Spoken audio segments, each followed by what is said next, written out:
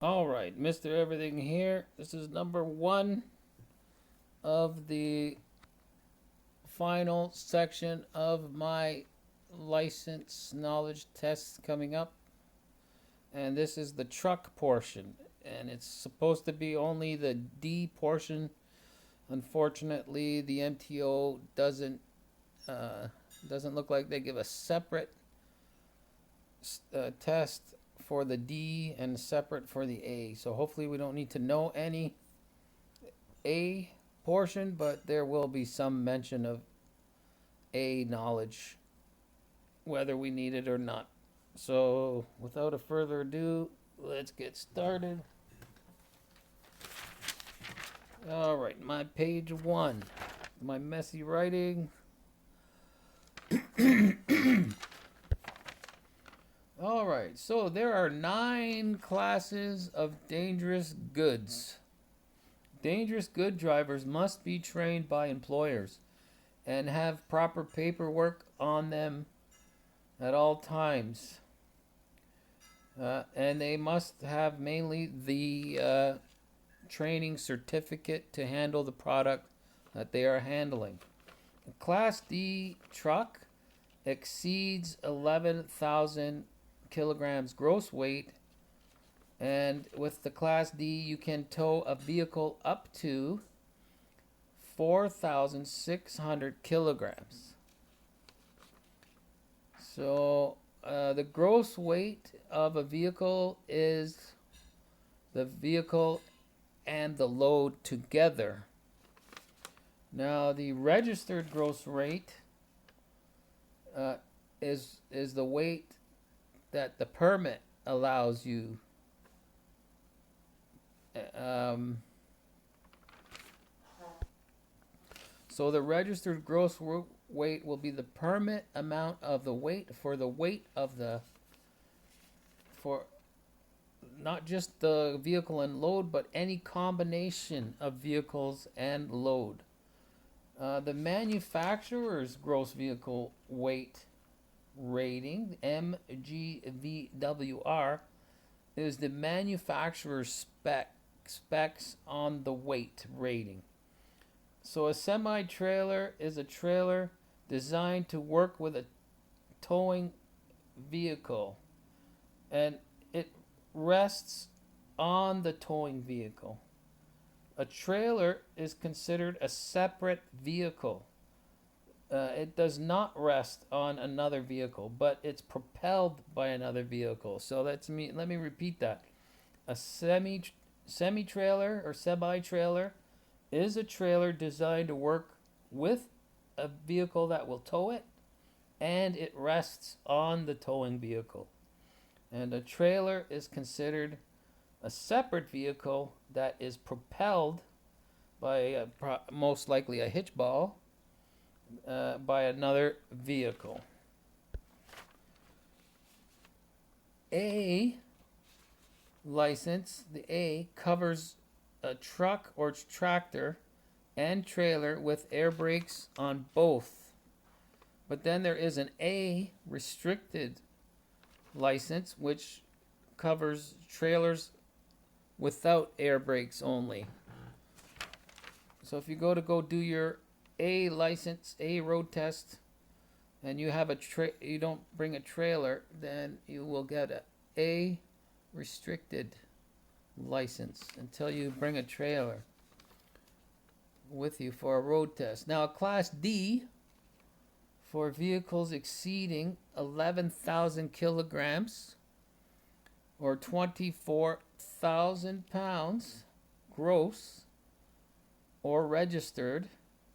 The towed vehicle cannot exceed 4,600 kilograms or 10,000 pounds. You must know the daily inspection routine. The operator is the company or person responsible for the operations of the vehicle, and they're also responsible for the conduct of their drivers, and they're also responsible for the mechanical condition of the vehicle. A CVOR is required for trucks over 4,500 kilograms, or that's 9,920 pounds, and for buses designed to carry 10 or more passengers. And it goes for the USA, Canada, and Mexico. Commercial vehicles cannot be more than 2.6 meters or 8.5 feet wide. And the mirrors must not be more than 30 centimeters out from the vehicle, or they are included in the width measurement. And auxiliary equipment cannot exceed more than 10 centimeters, or it will be included in the full width measurement. And also auxiliary equipment designed to carry a load will be included in this measurement. Now, semi-trucks are limited to 14.68 meters. That's 48 feet. And some are equipped for 16.2 meters or 53 feet. No vehicle combination can ever exceed 23 meters or 75.5 feet. There are some special requirements for double trailer combos that may exceed 75.5 feet. Now, all loads cannot exceed 4.15 meters or 13.6 feet. All trucks must enter inspection station when the lights are flashing. You must surrender on MTO officer the following items if demanded: a valid driver's license, a true copy of the truck registration, a true copy of the CVOR certificate, the actual original insurance slip, a daily inspection report filled out, the log of the previous 14 days, and any supporting documents to the driver like fuel, bridge toll, regular tolls, accommodation receipts. The daily log is exempt if the driver is operating in a 160 kilometer radius of their start location. If you refuse to fail to go to a weigh scale upon request, you can get fined up to $20,000, and you may even get a 30-day suspension. If you refuse to redistribute or remove parts of a load or do not make arrangements to comply, you can be fined $200,000 to $20,000. Your tires and wheels must be checked at every daily inspection for appropriate threads, secure wheels. The rear tread must be 1.5 millimeters or better. That's 0.06 inches of tread in the two adjacent tread grooves.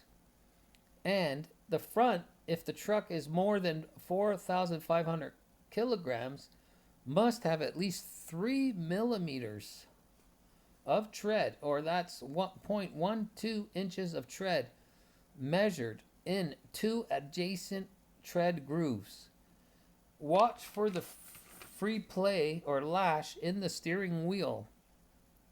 It is the movement before the wheels react. Excessive play is not good. The driver is responsible that the load is secure and balanced. Loads must be secured or covered. You must have a red light at night or a red flag during the day if your load exceeds 5 feet out from the vehicle or 1.5 meters. So here's something you may not know. Your lights are required and I'm sure this is on any vehicle. Your lights are required a half hour before sunset to a half hour after sunrise, or in the dark or bad weather if it gets dark to heavy cloud cover. Always double check loads no more than 80 kilometers apart. Or always check your loads if your duty status changes. Or always check your loads every 3 hours. And always check your loads at the 240 kilometer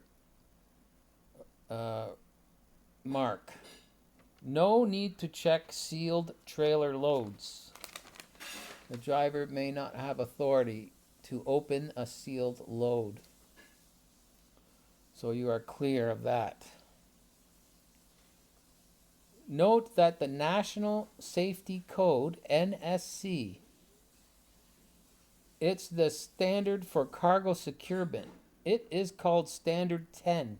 Commercial vehicles must comply. The operations or operator is responsible for updated vehicle inspections. The driver is responsible for checking that the inspection sticker is valid.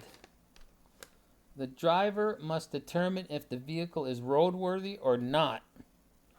The daily vehicle inspection or pre-trip inspection is the driver's way of making sure the vehicle is roadworthy.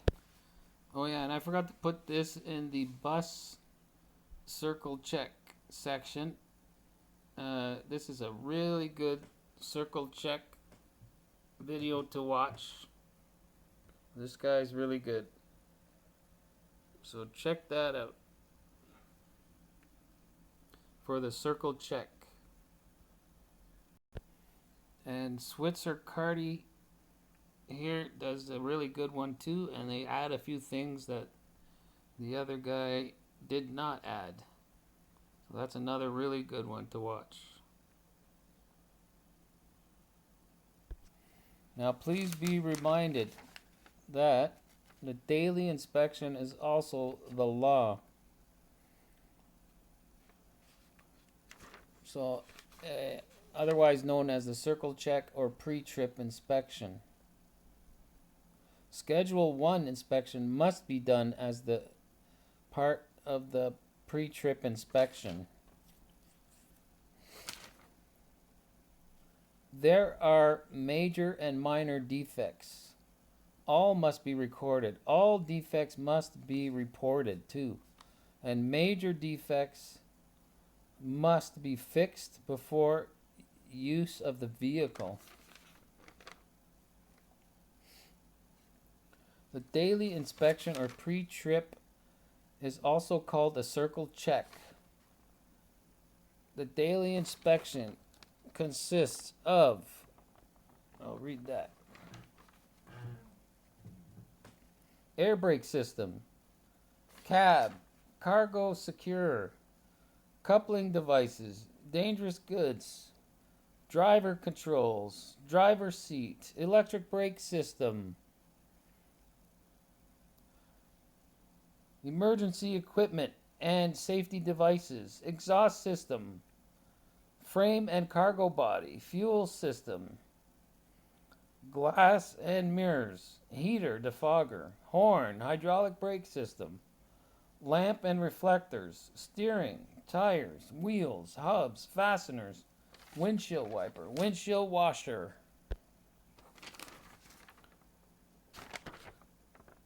My 7th note page. Okay, now we're getting into the hours of service regulations.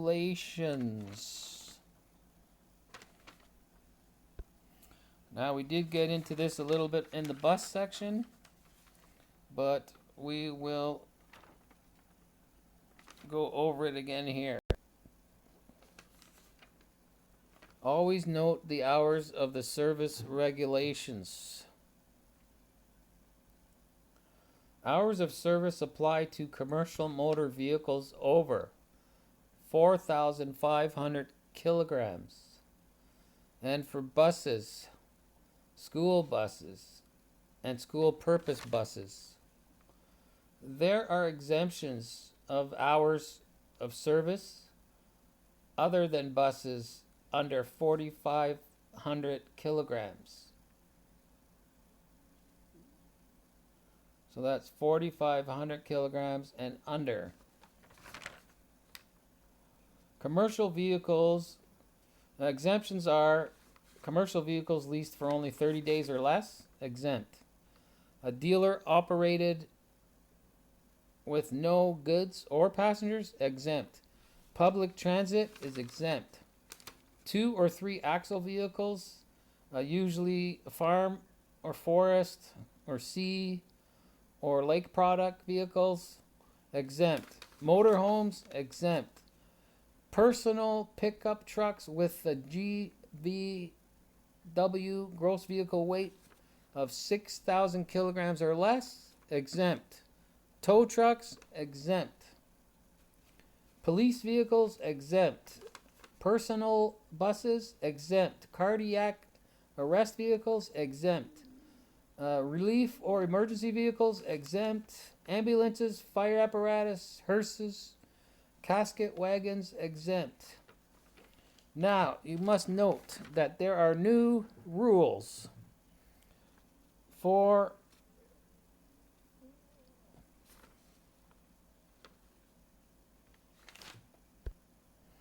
sorry about that. There are new rules for the duty status.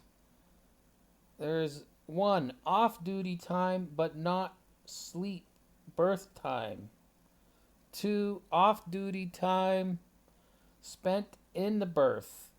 3, driving while on duty. And 4, not driving but still on duty time. All right. 18. I think this is the last one. Don't take a pic. Try to always stay in the right lane when in a truck, unless you're constantly having to switch lanes.